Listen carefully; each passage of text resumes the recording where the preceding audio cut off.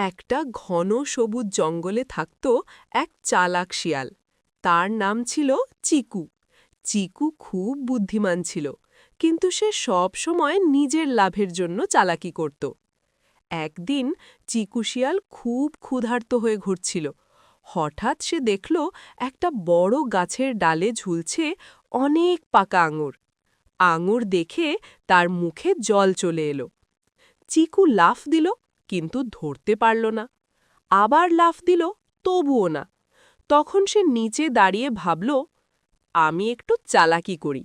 সে পাশ দিয়ে যাচ্ছিল এমন এক কাককে বলল, কাক ভাই, তুমি তো উড়তে পারো, আমার জন্য একটু আঙুর এনে দাও না, আমি তোমার সাথে ভাগ করে খাব। কাক খুশি হয়ে আঙুর এনে দিল।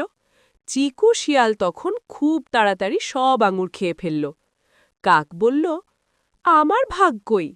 চিকু শিয়াল হেসে বলল, ওহ, আঙুর তো টক ছিল, তাই তাড়াতাড়ি খেয়ে ফেলেছি। কাক খুব দুঃখ পেল। কয়েকদিন পর চিকু আবার চালাকি করতে গেল। সে নদীর ধারে একটা কুমিরকে বলল, তোমার দাঁত গোনা দরকার, আমি ডাক্তার। কুমির বিশ্বাস করে মুখ খুলতেই চিকু লাফ দিয়ে পালাল।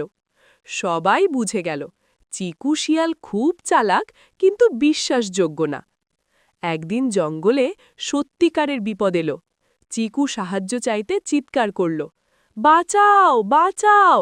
কিন্তু কেউ আর বিশ্বাস করল না। সবাই ভাবল, আবার কোনো চালাকি।